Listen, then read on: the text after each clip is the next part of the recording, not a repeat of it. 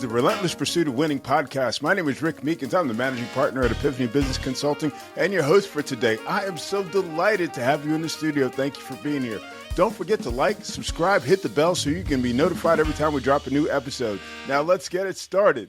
Hey folks, welcome to another episode of the Relentless Pursuit of Winning podcast. My name is Rick Meekins. I'm going to be your host as usual. And in the studio today we have Ravi. How are you, sir? I'm good, Rick. Thank you for having me. Oh, absolutely. We've been waiting on this for 6 months now? Yeah, since June, exactly 6 months. Hey, it's like a baby COVID or something like that, right? Oh boy. So folks, I want to remind you, please make sure that you subscribe, make sure that you get all the updates as we're dropping them, and please leave a review. We'd love to hear love to get some feedback from you. If you love this episode, make sure that you share it with all your friends and family and all that good stuff, right? So without further ado, I would love to get started. So Ravi, give us a little bit of background, who you are, what you do, and why you do what you do. Yeah, so to keep things simple, right from the start of my careers, it's just that, if my boss would have an idea or somebody higher up would have an idea, they would leave it to me to find out how to sell that idea to the market. Yeah. So I got my start with selling concepts and trying to figure out, whether the market is going to accept it or not. I became very successful in doing it. We ended up with 3 monopolies during the first 10 years of my career. Wow. And that experience basically allowed me to hone a focus on working with idea level or concept level individuals, or even established companies which have saturated their line of growth and they're trying to expand into newer territories with newer ideas. That became a recurring theme in people approaching me. People know you eventually if you do something well enough in smaller markets. Yeah. So that became an ongoing, inbound approach. A lot of people were referred to me, and eventually that became a core area of expertise, I would say. I would say, that's something I truly enjoy. I like to listen to people's ideas, try to, say, okay, hey, if we do this, we can probably do good amount of money from this. And if we present it this way, we may be able to attract some investments. And the investments, if we structure it this way, it might not require that you dilute your equity or incur any debt on your books. Mm-hmm. So those strategic discussions and the approach notes, the pathways that we wanted to help businesses find or discover for themselves, in order to become a commercialized entity from being a concept to a well-articulated, well-defined, process-oriented organization, has been what we've been doing. It's now 20 years since we started doing this. Lots of, good ideas came. Lots of, landscape changed. The technology, the cycle of change has been very, very, I would say the recent changes in advanced applied technologies and the accessibility it has provided through AI, the time it takes for some new idea to come in and to go to market has come down drastically. So what could take months before, now it takes weeks. In fact, if we have to take an idea and then we figure out if the market is going to buy that idea or buy the product or service based on that idea, it only takes 6 weeks, no more than that.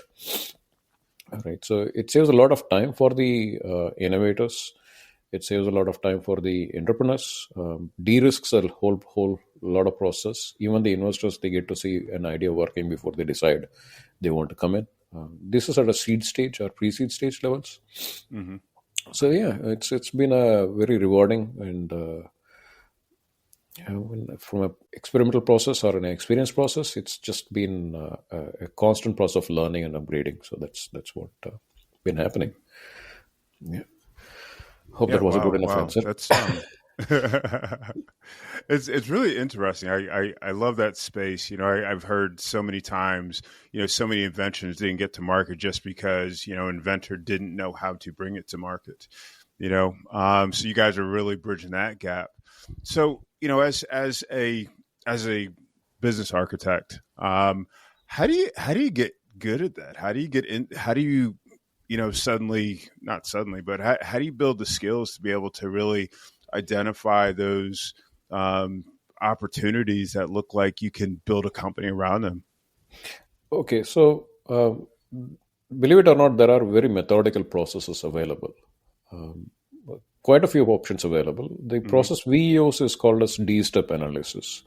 DSTEP essentially stands for demographic. I just have to explain it in detail, but you study the demography, you study the environment, you study the technology, you study the societal issues and political issues and legal Yeah. issues around the idea, right? And when you start dissecting those things, it develops a blueprint of its own.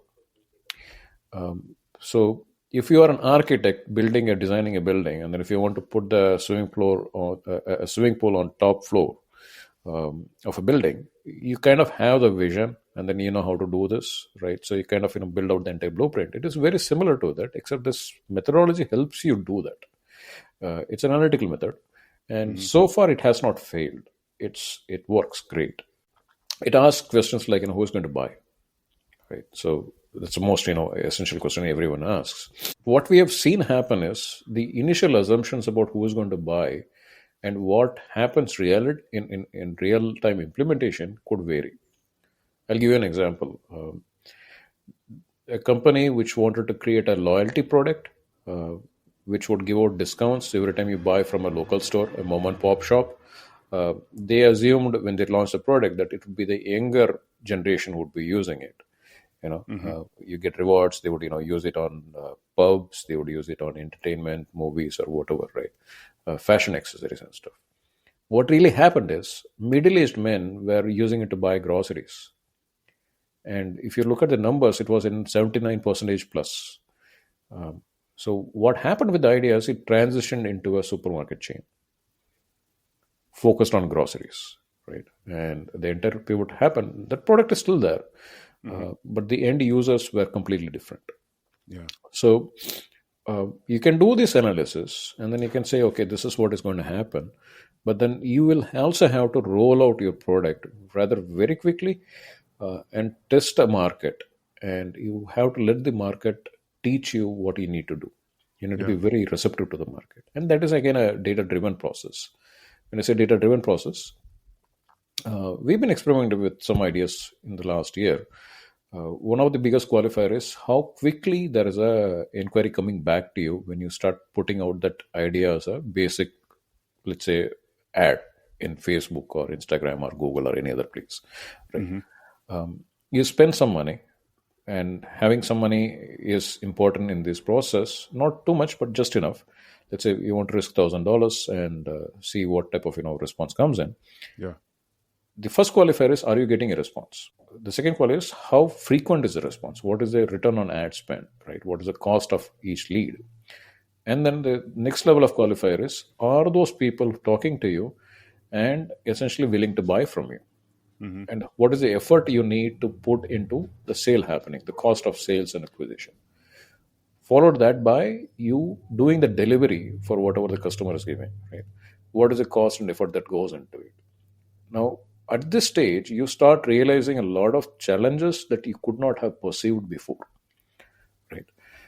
Um, Thanks to the technologies that is available and the kind of tools that is available, if you have an idea for an app, and then if you can just build a prototype around that, for us to validate whether the app is going to work or not, is going to be sold or not, and who's the likely customer you would need or who would want you to buy it, or your service can actually be fit for, that starts qualifying itself, or that starts emerging as a pattern on its own. To give another example, AI can create content, AI can curate content, AI can post content. Now we can automate the whole process. We did exactly that for one of our partners. The initial customers who came in, or people who were signing up, were former Miss Universe or Mrs. Universe, people who are doing influencer type of activities, and people who are having products or e-commerce products that they wanted to promote, and then organizations which had services, authors, consultants. Those are the people who start coming in. we quickly realized that we cannot cater to the segment which is driven by an influencer or somebody whose physical presence and personality drives the content. So that was an obvious learning, right? But when we started it, it didn't seem so obvious. It takes that kind of churn. Now we know exactly the favored persona to whom this product would work, and the disfavored persona for whom this is not going to be a fitment. So now when the sales is happening, inquiry comes in, you immediately know, okay, this is not going to be a happy customer if we sell it to them. So we say, okay, sorry, this is not meant for you. But we also know who is going to be able to use it, and we also know what premiums that we can push those products for. So whole cycle took no more than 2 months. Now, if it didn't work, you kind of, stop the entire bleed in the first week itself. Wow. Okay. So, and again, the audience segmentation matters, the platforms matter, right? Yeah. The kind of response you would get from something like, a Meta platform may not be this kind of response you would get from, say, Google or LinkedIn. So which platforms to choose, what routes to use. In some cases, you can't even use these digital platforms. You'll have to go through various different means, network means, and other things. So that is determined by, one, your own experiences, your expertise in doing these things. I've been doing it for a good many years, so I kind of have a reasonable insight into what could work. It's the emphasis on what could, it's not what would. We just, try and apply it and see what works. If you have to define something as an idea, whatever the idea is, believe me, there are 5 or 6 different ways you can define it. What you define becomes your resonating conversation or messaging to the market. And which one would actually connect to the market, you never know. So you work with 5 different ways of presenting the same idea and see which one actually resonates well with the audience. I've seen cases where a very professionally done design for a banner, for an ad, did nothing, whereas a very cheap looking, this is not my word, it's the guy who created it. He says, this looks cheap, but let's try with this. That just kept generating leads. More professional one didn't do that. So is it because, this is where the psychography comes into play, right? So the people who are looking at that solution, they are looking for something cheap. If it looks more costly, they are not buying it from you. No one dictates this as a scientific thing. There is no fixed methodology for doing this type of aspects, but how to do these things as a process can be defined. So there is a factor of luck. There is a unknown always there with every idea you take to market, but you just have to figure it out and quickly realize that, okay, this may not work. So that's what we try to do. That's interesting. I had a conversation not too recently about just figuring out, trying to understand what that jumping off point is. That point where, okay, you've taken this to market. You've done what you're supposed to do in terms of like a go-to-market strategy. At what point do you say, okay, you know what, this doesn't work? Or even looking at that, this doesn't work, or this can work, but we need to make certain adjustments to it. What's your thinking around that? I've seen companies that would have exhausted millions of dollars of funding into pursuing an idea, which effectively they would declare as not working. It would have come to us as an escalation with a precondition that unless we can demonstrate that it works, they will not fund it further. What we would do is, okay, there is no money being given to us. Let's reuse what they have already done.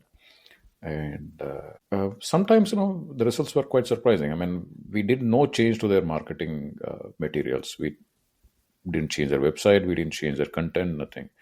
We just saw one endorsement from a big celebrity on their product or service. And asked a question like, hey, this huge celebrity has endorsed your product. What have you done with that? They said nothing. We thought he has a huge following that would do something for us, but nothing came out of it. I said, shall I promote that? I'll just put some money into it and see what happens. It's safe to say that now everyone who can answer a call in that office were answering calls on a daily basis, and they quickly realized that the demand for their product was huge. Only thing is, there was something missing. Now, were we the champions to figure it out in that scenario? Yes. But not everyone has that, somehow it's a factor of luck somewhere, right? So you could be doing it right, but it might be just not done the right way. Yeah. Everything about what you have is great. But just the people around you are not, the right type of people to promote it the right way. So it happens a lot. We also come across cases where the promoter or the guy with the idea, they're too stubborn. They would say they are suffering and they are struggling, but they enjoy being in that struggle phase. It's kind of like dopamine. It keeps on hitting that I'm struggling, right? So it's a glorious failure thing. So they want to be stuck in that phase. So sometimes you cannot help them, even with the right steps or anything. People who are very responsive to data driven change, who are very eager to talk to the market, very eager to talk to their customers, those people tend to be very successful. A key differentiator from this is that if you have an idea and if you're unwilling to talk to your potential customers, you're never going to make that happen. No one else is going to do that for you. You have to be the person who gets your hands dirty and then listens to what your customer is saying about your product. As long as you're doing that, it will work. And of course, from the idea to being able to talk to a customer, that's where we'll have to do a lot of things. There are a few steps that we have to do. A baseline target we assign our customers is 100 conversations a month. Oh, wow. For good ideas that is responding well. If it is an enterprise class or B2B kind of a thing, then it could be as low as 20 conversations a month. That's like one conversation a day, which is fine, which is our statistics or benchmark. But B2C type of deals, it's 4 to 5 conversations a day, which is not much. 100 conversation a month seems like a lot, but 4 to 5 conversation can be had on a daily basis. If you're doing, that's the only thing that you're doing. So that sets a benchmark. So 100 customers telling you what they think about your product, 100 conversations is a huge data. It's a tremendous amount of data to figure out what to do with your product. Yeah. I think I was thinking in terms of like to get to those 100 conversations, just like how many dials do you actually have to make, in order to get those 100 people or so on the phone. It's just like we tend to make it inbound, so it's a high intent is what we aim for. Cold outreach, well, then if we want to have 100 conversations a month in cold outreach, you probably are dialing 1,000 or more. So that's a pretty high volume that you'll have to dial. That again, this is where smart use of money would come in.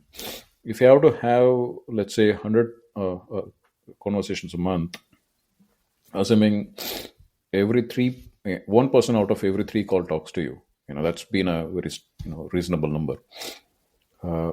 You can hire an agency based out of US. Usually they go for $3,000 a month kind of a price. You need to be able to give them data, and then you can source data from number of channels.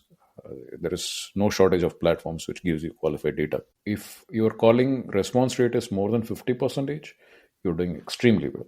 If it is 30% or 33%, it's okay. If it is less than 10%, you know that it's not working. That makes sense. Yeah. So, but your exposure is just $3,000 for the first month. The agency you're hiring to do the calling, if you're not calling on your own. But if you can do the calling on your own, you save that money as well, but you're still spending a lot of time. These are growing pains. You can't avoid that.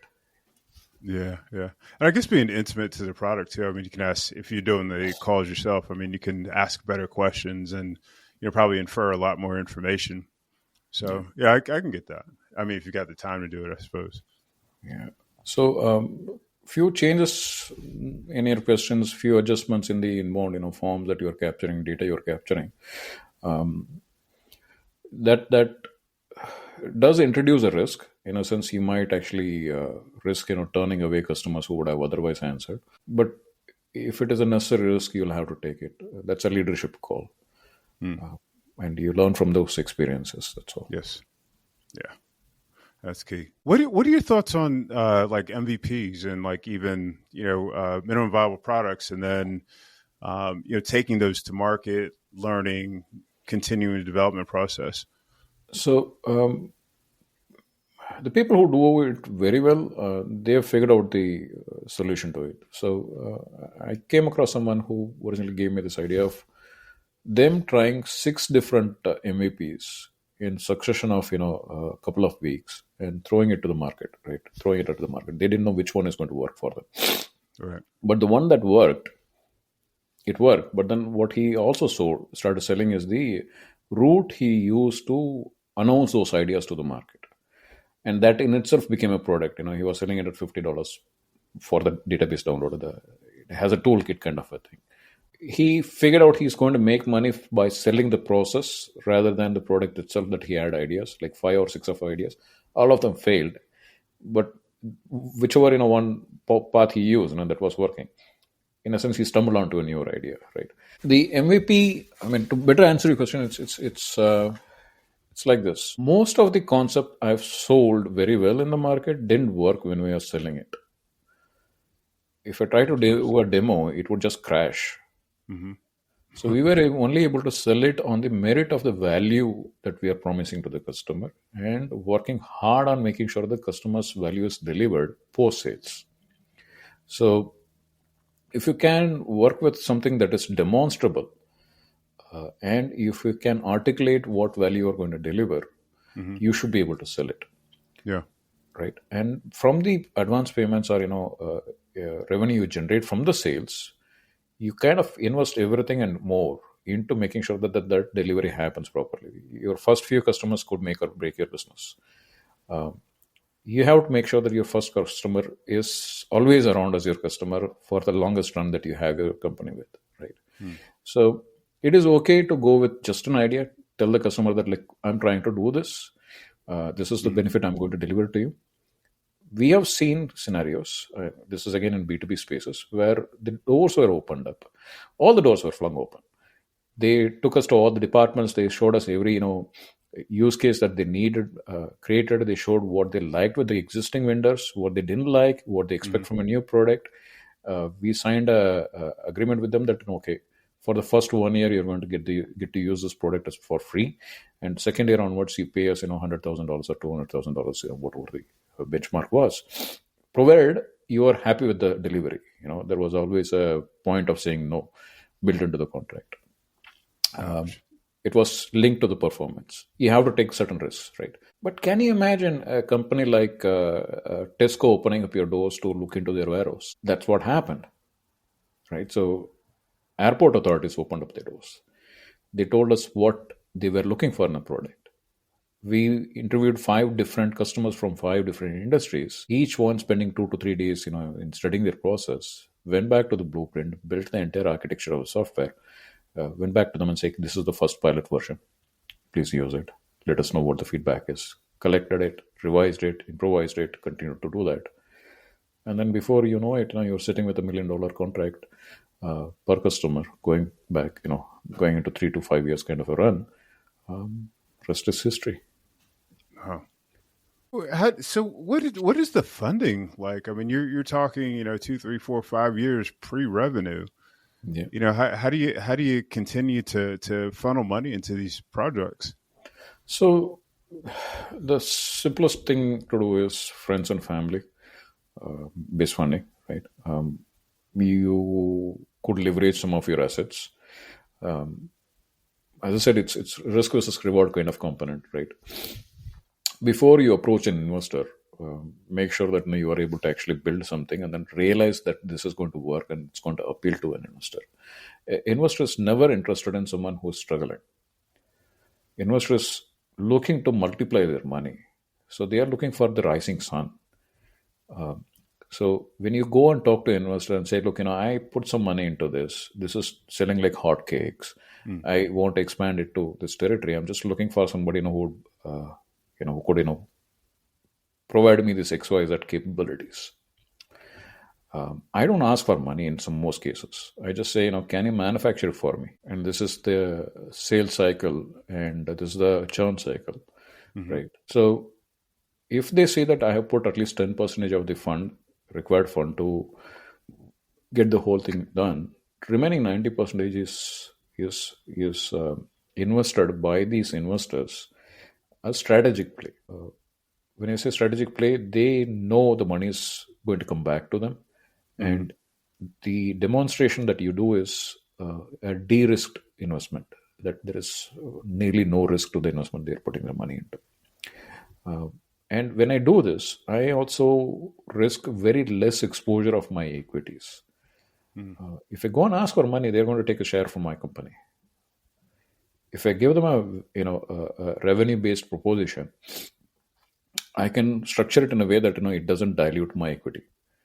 It doesn't put undue debt on my books, and it still allows me to do it, right? So that's one way of doing it. If you have the ability to do it, it is not always the case.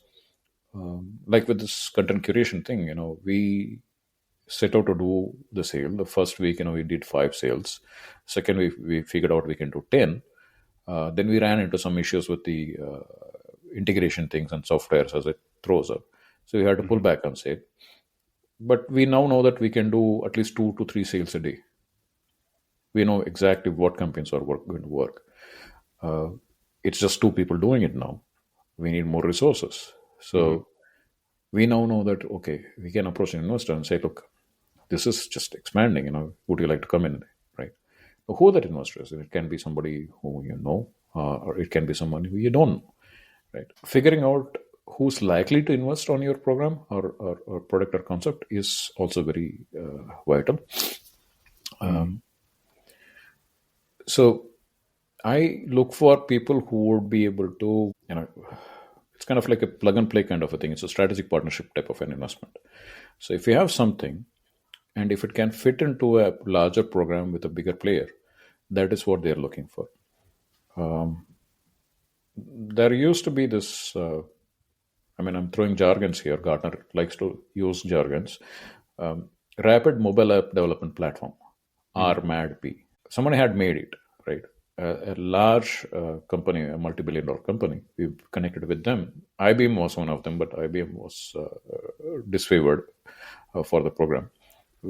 The company basically said, okay, we'll take your product. We'll do a regional exclusivity for Europe. Each year, we'll give you $5 million. After 5 years, we want, was it 3? I don't know. But they offered a total buyout at $55 million at the start of the conversation with a plan for next 3 to 5 years. So you're making $5 million each year by giving your product to that company to sell in a region where it is an exclusive thing, and then outright buyout. So imagine what you can do in 5 years with that type of money being guaranteed to you. Would you consider it as a sale, or would you consider it as a money you raised? I would say that has to happen right now. Hang on. Thank you. My bad. So, probably somebody spam calling. I don't like to call out. Yeah, I don't like to do outbound calling or outbound messaging too much. I tend to drive inbound conversations because it's very focused. But anyhow, so we kind of look for these type of conversations with the market where like your requirement to dilute your equity is as low as possible. You bet on your value. You bet on the capability to deliver the value, right? The guy who is talking to me is not essentially assuming that you have a perfect system. In fact, no one who's doing this type of engagements would be assuming that everything is going to be perfect. A seasoned investor or someone who is an accredited investor knows the risk. And if you can find that type of a person who is likely to be able to make the maximum benefit out of your product or idea, you have a built-in investor. So that's whom you would approach. Finding them out is also tricky, but it's no different from finding a customer. You'll have to do the same practices. Do a broad stroke, make sure some inbound inquiry comes in, and then work with them. So don't approach institutions, don't approach venture capital firms. You don't want to do that. You want to find the ones who put their money into the venture capital firm. It's the same process. Yeah. You're finding those diamonds in the rough. which, I mean, I guess any successful business is going to be that to a degree. Say I've got a product, something that's novel, something that's new. I've got the right personality and funding and that sort of thing. What's it like to work with you? I'm going to approach you, say, hey, Ravi, I've got this idea. What is that conversation like? So a lot of these people who come in there, they tend to expect a free service. That's one thing that I've seen. Right? They would say, I'm struggling, so I don't have anything. I just have this idea. You put your money into it. You come into this. They need to understand, I do this as a service, not as a investment thing, right? But I do not discourage their struggle. I recognize that the only reason you're talking to me is because you're already struggling with something you have, right?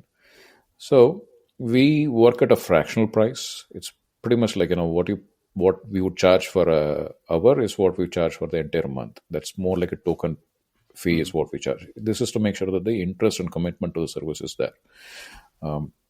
Next thing is, there is no stopping once we start. In a sense, there is no barriers, there is no hourly limits, there is no specific scope of what we will not do. If we have to take a call and do the sales ourselves, we do that. If we have to write the specification document, we do that. If we have to do the negotiation with the investors, we have to do the negotiation with the vendors, identify the vendors. Everything we do end to end, right? The objective is this idea good? You validate that very rapidly, and you make sure that that idea gets to the market and it starts generating the commercial revenue it should generate within a reasonably expected level. So that's a journey component. So usually anyone who signs up with us, okay. So we never really get an exit with the customers we onboard or people who become our partners. It's a partnership in the long run because we make our money when they also make the money, or when the business is making money. So it kind of is a very insistent partnership,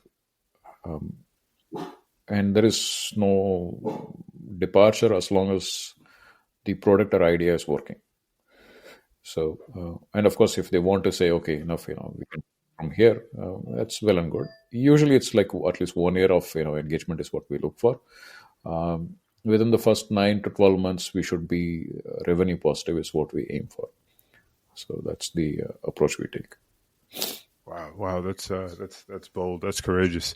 That is courageous. Do you, what industries do you see as, I guess, ideal for you? I imagine you work across, lots and lots of industries, but are there some that you find are like today, are really performing really well? So the shift or the trend right now is anything and everything that can be automated, or anything that can fit an AI code in quotes is where it is going. So smart products or incorporation of advanced supply technologies into your service frame, that has become the norm right now. What it means is, if you are doing a product, it could be a toy, but it has sophisticated technology used within that. That's a product that is the trend right now. Mm-hmm. Okay. What it means for you as a innovator or a person with an idea, or for someone like us, as a service provider, there is no one single company that can do all of this. And if they're doing it for themselves. They're not going to offer it as a service. So you need to be able to work with web technologies, mobile technologies, advanced technologies, that's AI and other things, plus engineering, design, and manufacturing ecosystems and everything. There is no escaping it. You have to be able to adapt to applying these advanced technologies into whatever idea you're building. I'll give an example. Somebody wanted to just have a handheld, a device, a contraption which you can put your camera to when you're having a FaceTime conversation. But that was meant for people who have some sort of physical disabilities or physical challenges, right? The person who came up with the idea was a veteran. Okay. Now, when you look at that product, you can probably get that type of contraption made in China with very limited investment, and at let's say 1,000 pieces and try to sell it. Right, it will sell for some low price. But when you look at it as an application for the veteran community who have been in war and who have physically been handicapped, or they've gone through some physical trauma which doesn't allow them to have this type of contraption available, it kind of changes the landscape of where it gets applied. So it becomes an exclusive device that is only available to former war veterans, essentially the army men. When you do that, it kind of creates a community of its own, and now every problem that is connected to the community, that starts coming back to you as a recurring requirement, where like a problem is an opportunity, right? So we had to restructure it that way, right? So instead of that being a $5,000 kind of a at best type of a sales scenario, it just became something that is very exclusive. And when you design for that, you design for military grade applications. The designs influence the camouflage, or based on the arm of the army, or whatever the defense wing they are part of it, the logos, the trinkets that gets attached. And when you have the device with you, it also attracts a membership. Within the membership, you have access to certain resources which is not available anywhere else, or it's not commonly available, or is even known. But to that community, it means a lot. That becomes a very different program, right? So you need to be able to work with these things. And again, was it just the product that you're designing, or is it the entire framework around the service, framework around it? Just to throw in the advanced upright technologies in there, this could detect your bio indicators. If you're falling down, if you're sleeping or something like that, if you need help, if there is an resource available. It's designed to be voice activated. It is designed to be vision activated. It's able to read your facial emotions. So it's holding your phone, but is also able to do a lot of other things for you, right? Now, instead of being just a small box that holds your phone, it has now become a biomedical instrument, which requires at least $5 million in funding. And it takes a couple of years for it to be built. Or you repurpose existing technologies for your initial POC, roll it out to the market, and make sure find the right traction and get the right people involved at a later stage when you have the demonstrated traction going. That's the recurring thing. Anything that you have, it has to have something more advanced right now. Yeah. And that is an expectation, because that technology is accessible. Makes sense.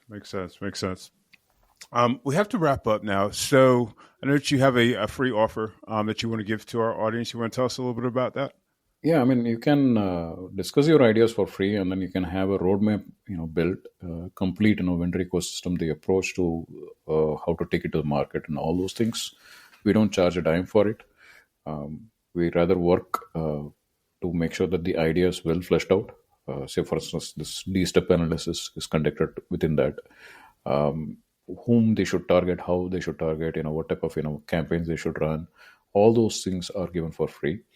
And as long as they want to say, hey, this is my idea, can you help me take it forward, we do the first step for them and say, this is probably the right way to do it. Would you like to take it forward? Awesome. And if somebody wants to take advantage of that, what's the best way to get in touch with you or your company? You can go to the website and fill up a form, and the website is goglobal101.com, or you can write to me at grow@goglobal101.com. So that's the best way to reach out. So as soon as it comes in, we always tend to respond pretty much the same day, as long as it's a working day. Cool. Awesome. And we'll make sure we put that information on your show notes. So anybody watching or listening to the show, you can go to the page and you'll be able to see all those show notes. Ravi, thank you so much. I really appreciate it. I learned so much, and I really grateful for your time. I'm hoping, this was insightful, and my apologies for the dogs and the phone ringing and everything. I thought I left it on silent, but I have more than one phone with me. My apologies once again. Life is just awful. I think the unpredictability of life makes it exciting, so no problem at all. Folks, thanks for watching or listening to another episode of the Relentless Pursuit of Winning podcast. I enjoyed it. Hope you did as well, and we'll see you next time. So, in the recording.